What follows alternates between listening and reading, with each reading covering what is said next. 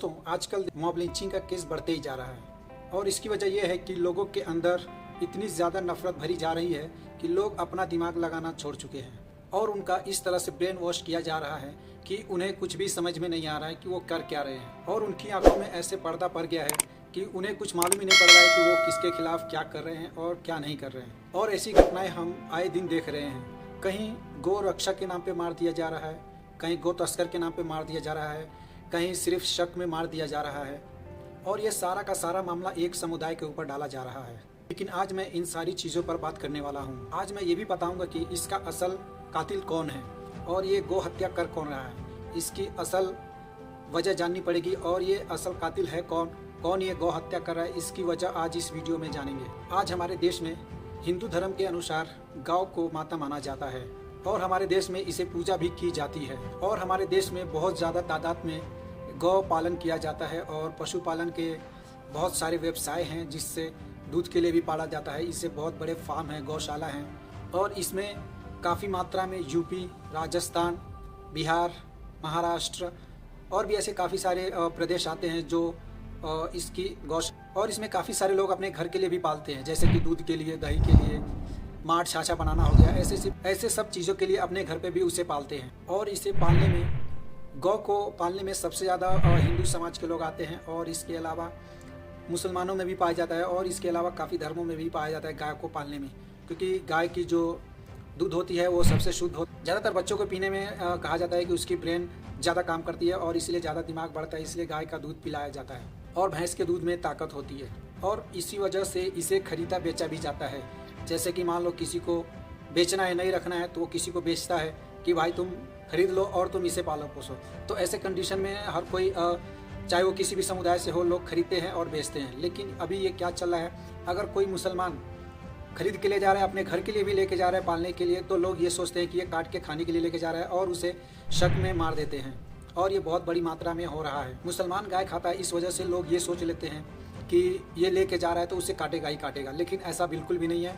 और काफ़ी तादाद में बहुत सारे मुसलमानों के घर पे भी गाय पाला जाता है और भैंस भी पाली जाती है। मॉब लिंचिंग के जरिए उन्हें भीड़ के जरिए मार दिया जा रहा है। अभी आप इस वीडियो में देख सकते हैं कि कैसे एक गाड़ी जो पिकअप थी जा रही थी और काफ़ी स्पीड से जा रही थी रात में और उसे कुछ लोगों ने बाइक से घेर के, और दो लोग उसमें, एक ड्राइवर और एक कंडक्टर बैठा था, और किस तरह से बेरहमी से उसे आधमरा कर दिया जाता है। और ये बताया जाता है कि ये सिर्फ शक में होता है कि ये गाय का तस्कर है और गाय लेके जा रहा है। लेकिन क्या होता है, जब उसे खोल के मारने के बाद जब कोई उसे खोल के देखता है तो देखता है वो पूरी पिकअप में और सिर्फ नींबू से गाड़ी भरा हुआ है और उसके बाद सब के सब फरार हो जाते हैं। लेकिन इसमें क्या होता है, आम लोगों की जान जा रही है।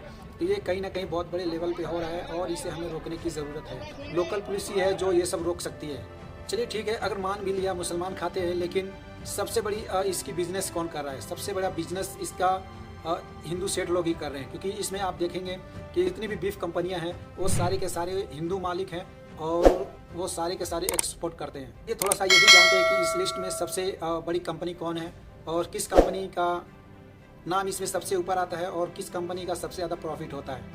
और इसे सबसे ज़्यादा एक्सपोर्ट करने के मामले में अल कबीर नाम की कंपनी है दोस्तों, और अल कबीर नाम की कंपनी सबसे ज़्यादा एक्सपोर्ट करती है अरब कंट्रीज़ में। और ये पूरी लिस्ट आप देख सकते हैं कैसे इस लिस्ट में इस सारे बड़े बड़े उद्योगपतियों के इसमें नाम है जो बीफ कंपनियां चलाते हैं। लेकिन हमारा मसला ये नहीं है कि बीफ कंपनियां बेचती है, काटती है या फिर मुसलमान खाते हैं। एक्चुअल में ये धंधा प्रोसेस चलता कैसे है, इनके पास बीफ आते कहाँ से, इतने सारे बीफ ये एक्सपोर्ट करते कहाँ से, ये कंपनी वाले, आखिर कंपनी वालों का चैन क्या है कि इनके पास इतने बीफ आते हैं। दोस्तों इस बीफ की कंपनी में सबसे पहले तो ये लोग बीफ खरीदते हैं, फिर उसे काटते हैं, फ्रीज में रखते हैं, फ्रीजिंग करते हैं और उसके बाद इसे टाइम टू टाइम एक्सपोर्ट करते रहते हैं और इसमें बहुत ज़्यादा कमाई भी होता है। अभी आपने देखा कि कैसे इलेक्टोरल बॉन्ड में बीफ कंपनियों ने भी बहुत बड़े अमाउंट में चंदा दिया था। तो सबसे पहले हम समझेंगे कि आखिर ये चैन प्रोसेस चलता कैसे है, क्योंकि कोई भी कंपनी खुद तो गाय पालती नहीं है, वो कहीं ना कहीं से तो खरीदती है, फिर उसे काटती है, बेचती है। तो ऐसे ये प्रोसेस चलता है और इस प्रोसेस में सबसे पहले जो गौशाला जो होते हैं, आखिर आप सोचिए वो करते क्या है इसका। सबसे पहले जब तक गाय बच्चा देती है, फिर उसे पालते हैं, वो दूध देती है, फिर बच्चा देती है। लेकिन जब ये गाय बूढ़ी होती है तो ये क्या करते हैं? आपने कभी सुना है कि ये मरने के बाद इसे दफनाते हैं या जलाते हैं? ऐसा आपने कभी नहीं सुना होगा। तो ये लोग करते क्या, ये लोग बेच देते हैं कंपनी में और ये कंपनी में फिर काट के उसे बेचा जाता है। तो असल में इसका कातिल कौन हुआ? जब आपको मालूम है कि ये खरीद रहे हैं काटने के लिए, तो आप इसे बेच क्यों रहे हैं? क्योंकि जब आप बेच रहे हैं तो असल कातिल तो आप ही हुए, क्योंकि आपको मालूम है ये ले जाएंगे तो उसे काटेंगे और फिर बेचेंगे। तो इसमें सबसे बड़ा हाथ किसका है?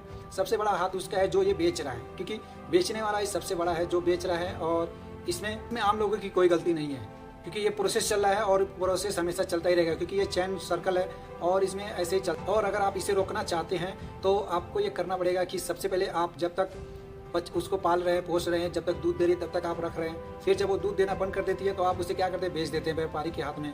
तो ये ऐसे ही होगा। अगर आप चाहते हैं कि इसकी कत्ल ना हो, हत्या ना हो, उसके लिए आपको इसे हमेशा के लिए रखना पड़ेगा और इसकी जब मौत हो जाए तो उसे जलाएं या फिर ज़मीन में गाड़ दें। तो इस तरह से ये रुक सकता है। नहीं तो फिर अगर आप बेचेंगे तो जो खरीदेगा वो तो कमाई के लिए ही खरीदेगा, वो तो आप उसका बिजनेस है, वो तो पालेगा नहीं। तो इस तरह से